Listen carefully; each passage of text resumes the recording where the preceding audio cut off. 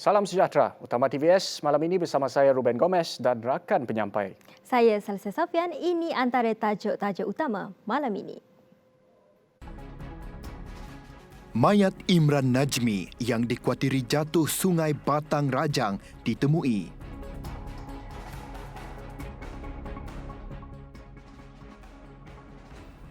Keputusan pemansuhan UPSR disambut baik, beri peluang guru tumpu perkembangan kognitif para pelajar. 522 kes dicatatkan dengan 77% kes tertumpu di daerah Bintulu, Sibu, Miri, Kuching dan Kanawit.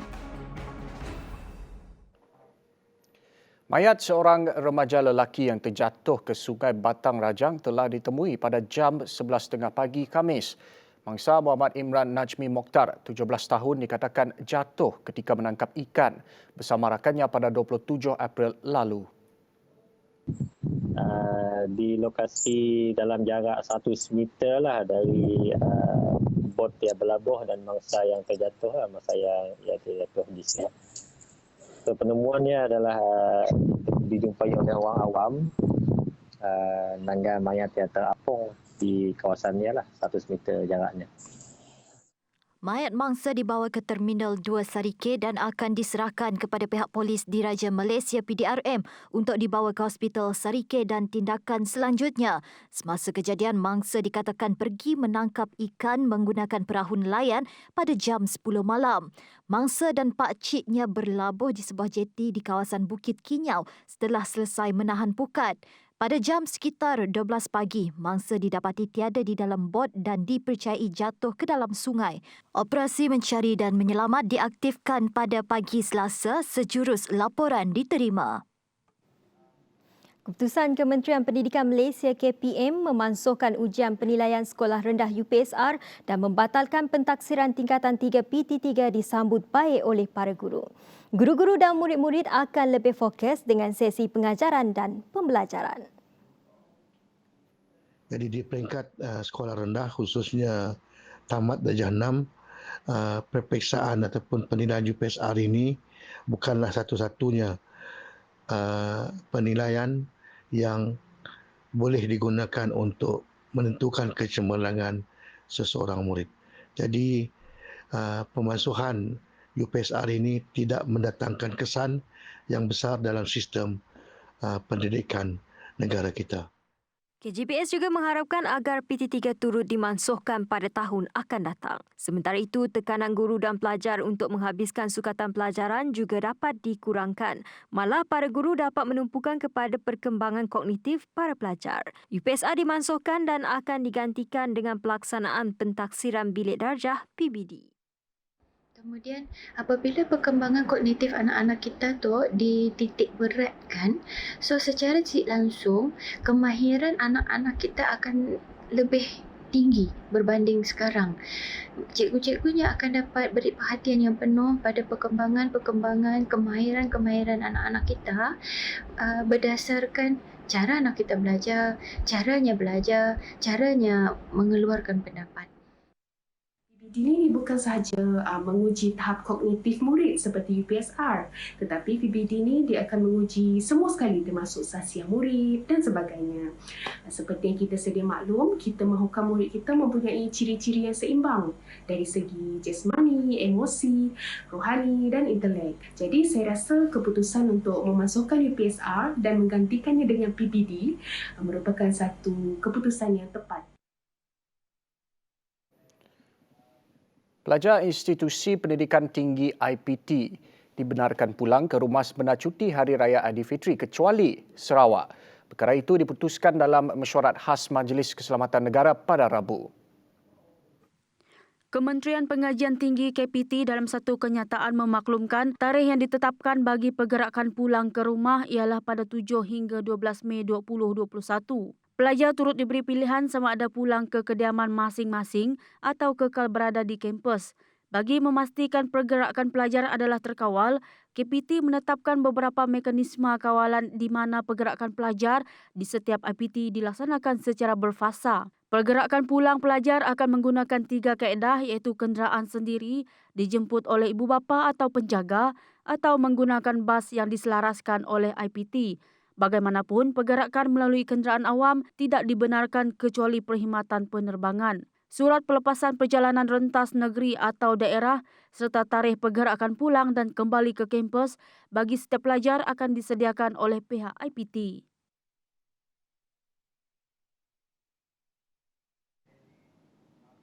Umat Islam akan menyambut Hari Raya Aidilfitri dengan kesederhanaan serta ala kadar pada tahun ini berikutan pandemik COVID-19 dan juga Perintah Kawalan Pergerakan.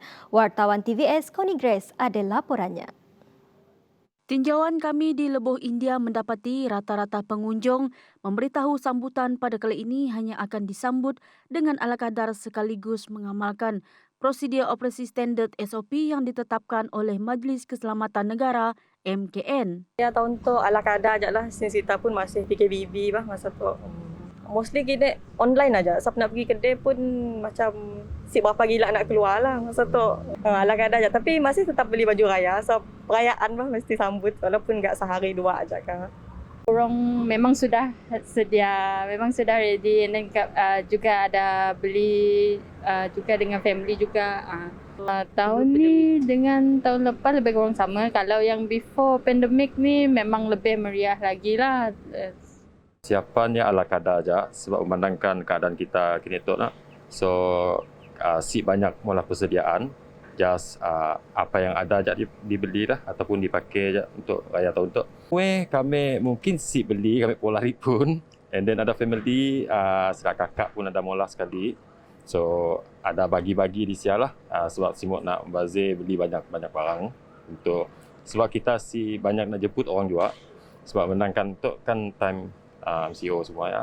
Namun bagi peniaga sepastinya mereka terkesan dengan penularan wabak ini. Okeylah memang ramai orang datang. Tapi pas kes tu adalah menurun sikit. And then customer pun ada macam regular customer. Ada juga datang ada yang sick lah. Macam maybe daknya takut keluar ataupun macam dapat daripada online lah. Barang dari online. Kan gini. Mungkin sebab yang takut keluar rumah banyak beli online juga. Before disebabkan tu yang kami lah ada kurang sikit. Alright. Saya seorang pengusaha home based bakery, berasa amat gembira lah yang mendapat sambutan yang baik terutama sekali masa musim pandemik COVID-19 ini, dan saya yakin memang ramai yang takut untuk keluar rumah jadi mereka memang semestinya akan membeli makanan secara online. Everyday, setiap hari memang orang akan makan kan. Semestinya mereka memang akan membeli makanan untuk mereka sendiri. Dan saya sendiri pun membuka tembahan untuk biskut-biskut untuk raya dan gawai yang akan datang. Dan semestinya memang banyak yang menempah lah.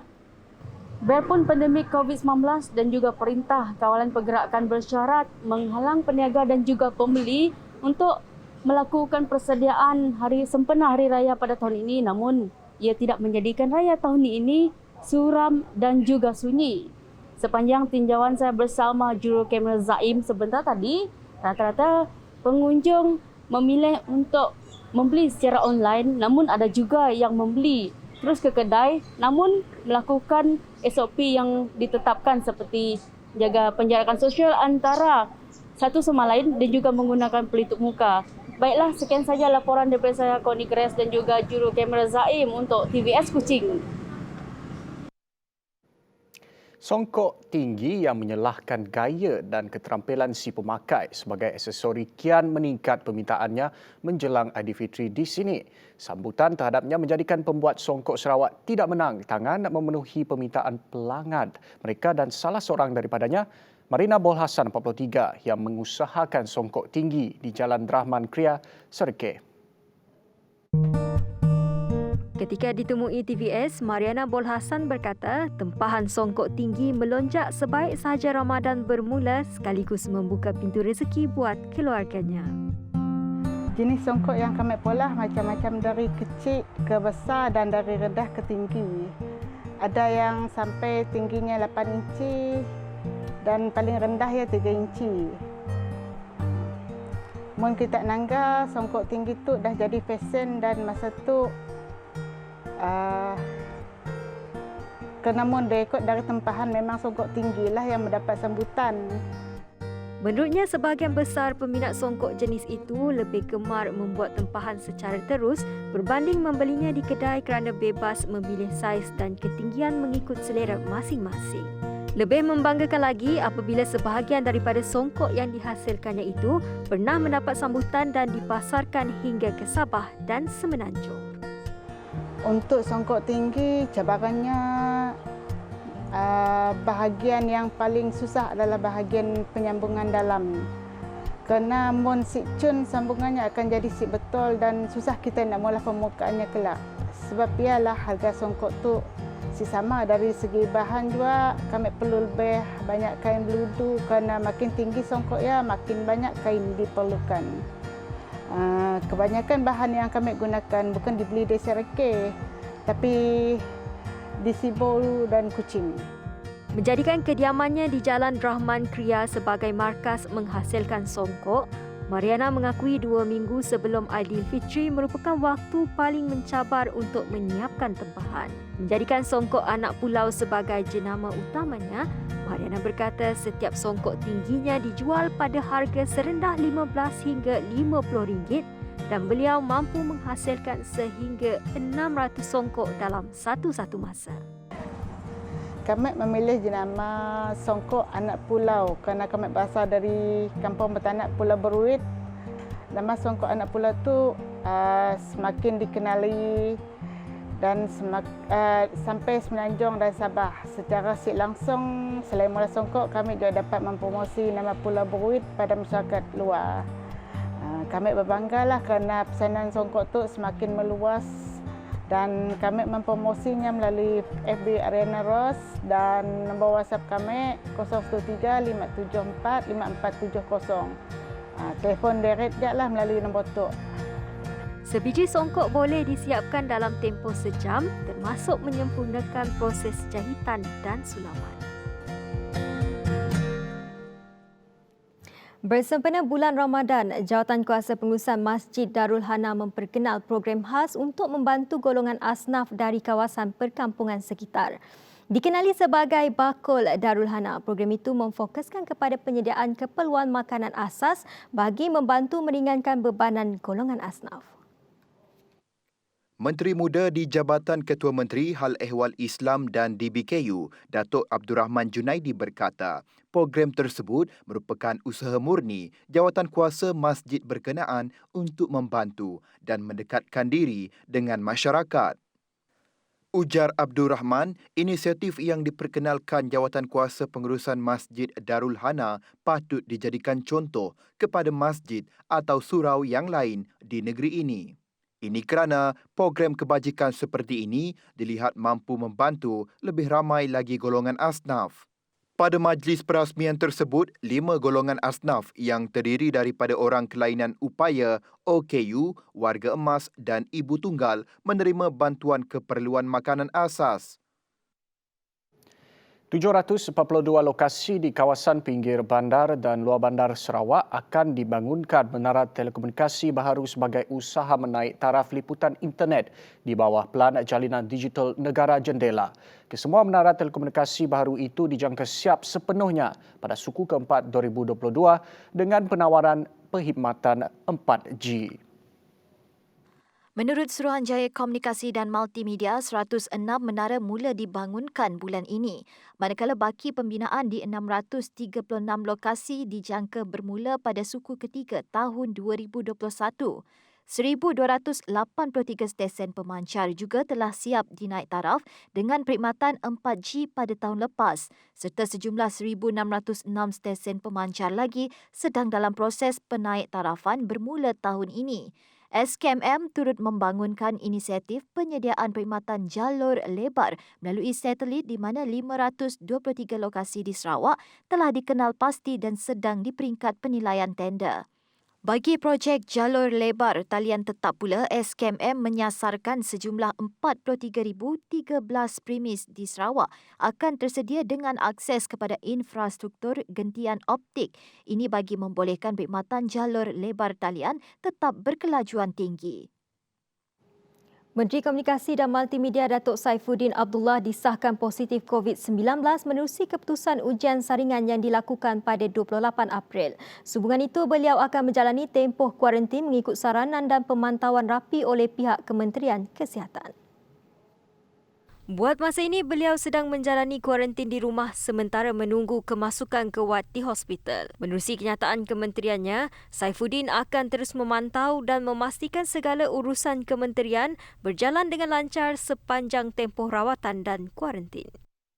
Ini sedikit perkembangan COVID-19. Sarawak masih lagi mencatatkan angka tertinggi kes positif harian iaitu 522 kes dan 2 kematian dilaporkan.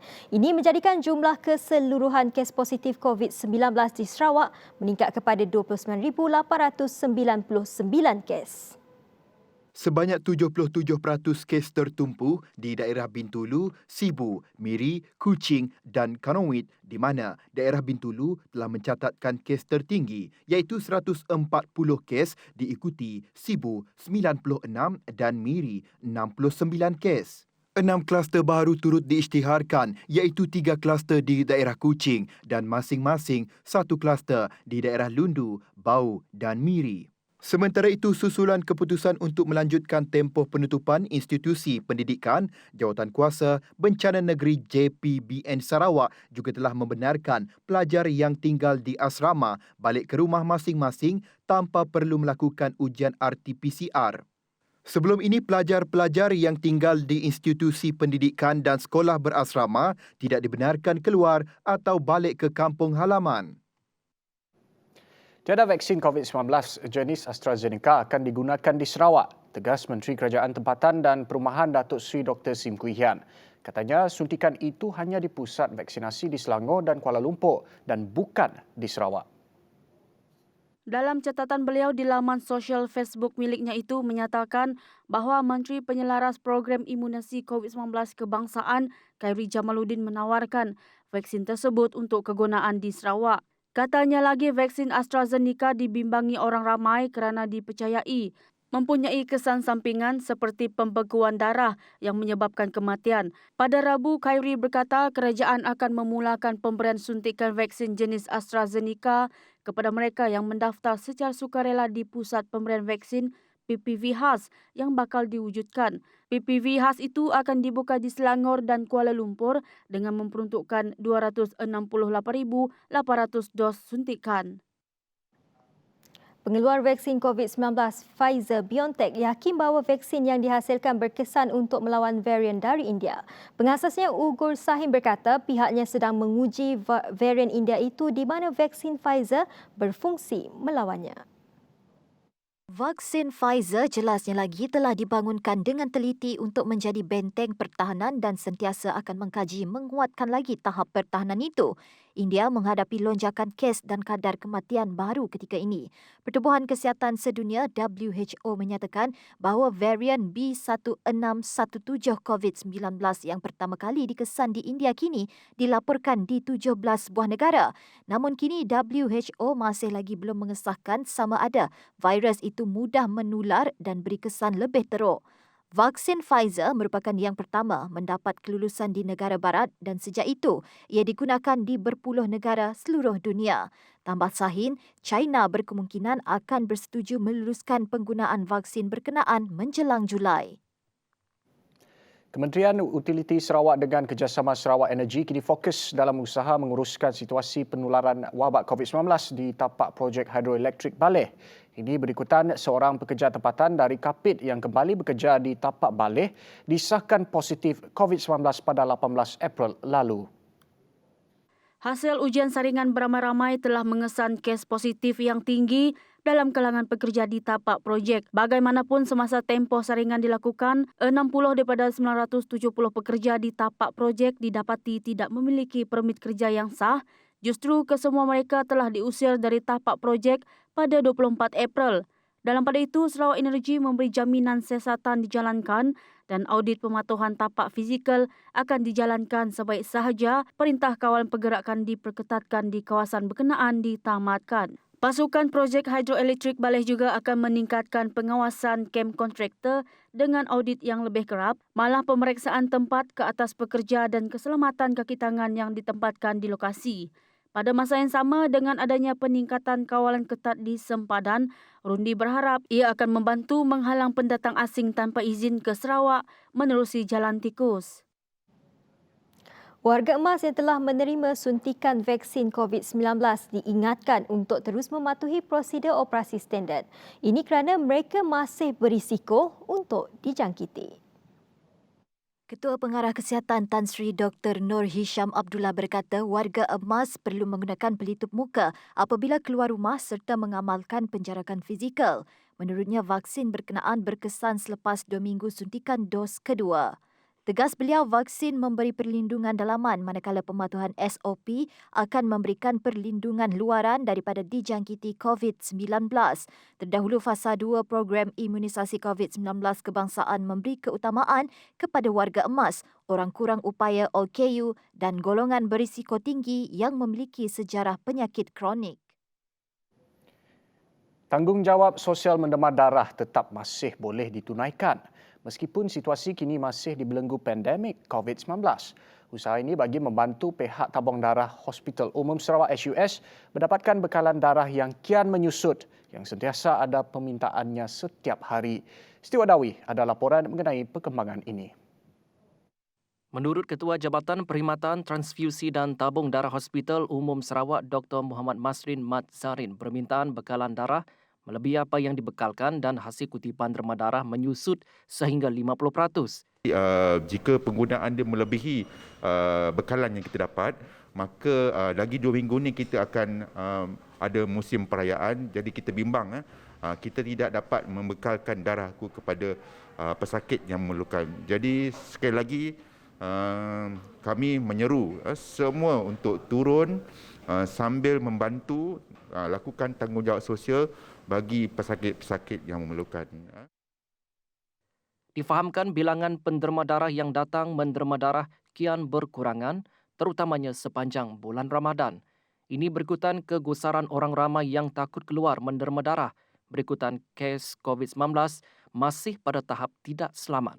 Bagaimanapun, jururawat tabung darah HUS, Jamilah Musa berkata, orang ramai tidak perlu risau kerana mereka mengamalkan prosedur operasi standard yang ketat dengan kemudahan yang bertaraf antarabangsa. Kami akan sanitize semua katil yang digunakan lah. Jangan takut untuk datang menderma darah pada musim COVID ini. Digalakkan anda semua di luar sana mendermalah darah untuk selamatkan nyawa. Menerusi tinjauan TVS, rata-rata orang awam menyambut baik langkah-langkah yang diambil oleh pihak hospital bagi menjamin keselamatan penderma. Jadi kita tak perlu takut untuk datang menderma. Lagipun sekarang mau musim perayaan, digalakkan untuk beramai-ramai datanglah untuk mencukupkan stok darah untuk kegunaan di masa perayaan Hari Raya dan gawai yang akan mendatanglah. Pada kita orang, so mun kita orang mau derma darah, boleh datang aja. Kami orang memang akan mengikut dengan SOP yang betul lah. So sekarang kita pun memerlukan darah, so kita orang boleh datang untuk derma di lokasi yang dah kami tetapkan ataupun pergi ke tabung darah di Hospital Umum Sarawak. Tempat derma darah ni di dekat Imat Batu Kawah ni memang sesuai lah. Sebab orang senang datang sini, tempat pun strategik. Siapa yang ada masa ataupun masa terluang boleh datang di sini untuk derma darah lah. Derma darah untuk tabung negara kita lah, Malaysia. SOP tempat tu kita ikut SOP yang diberi oleh kerajaan lah. Kita ikut apa yang diorang beri lah. Okay, seperti yang anda dapat lihat di belakang saya sekarang ini, ada beberapa orang yang sedang menderma darah mereka di salah satu lokasi yang bertempat di Imat Batu Kawah. Dan seperti yang kita dapat lihat di tempat ini, mereka mengamalkan SOP yang telah ditetapkan oleh kerajaan. Dan untuk pengetahuan orang ramai juga, pihak Hospital Umum Sarawak ada menyediakan satu kemudahan baru, iaitu bangunan tabung darah yang mempunyai ataupun yang dilengkapi dengan pelbagai kemudahan bertaraf antarabangsa untuk kemudahan orang ramai. Dan untuk maklumat lanjut, orang ramai boleh melihat kepada Facebook mereka iaitu di Blood Bank Hospital Umum Sarawak. Jadi kepada anda yang layak untuk menerima darah, ambillah peluang ini untuk menerima darah kerana setitis darah mampu menyelamatkan nyawa. Saya Sidawi bersama dengan juru kamera Nasrullah untuk TVS.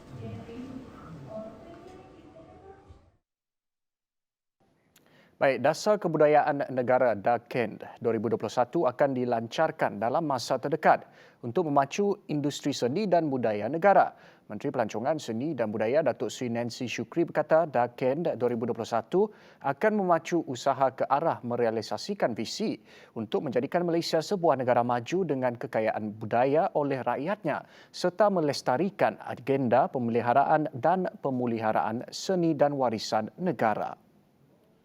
Kata Nancy, dasar tersebut telah dirangka dengan mengambil kira hasrat serta intipati yang terkandung dalam Dasar Kebudayaan Kebangsaan DKK 1971. Matlamat utama DAKEN 2021 adalah untuk membentuk masyarakat berbudaya nilai tinggi melalui pelaksanaan kebudayaan kebangsaan, budaya sukuan, warisan khazanah dan kecemerlangan budaya. DAKEN 2021 menggariskan 7 teras utama berkaitan pelaksanaan seni, budaya dan warisan pada masa hadapan yang merangkumi budaya nilai tinggi, keharmonian masyarakat, pemeliharaan dan pemuliharaan warisan budaya, pembangunan dan pengembangan budaya, pemerkasaan budaya, penjanaan ekonomi kebudayaan dan kecemerlangan budaya. Salasya. Usaha adalah pilihan, rezeki adalah ketentuan. Jadilah berilmu, jadilah orang berusaha. Orang berharta boleh membeli buku, tapi bukan ilmu. Letaklah harta di tangan, letaklah ilmu di hati.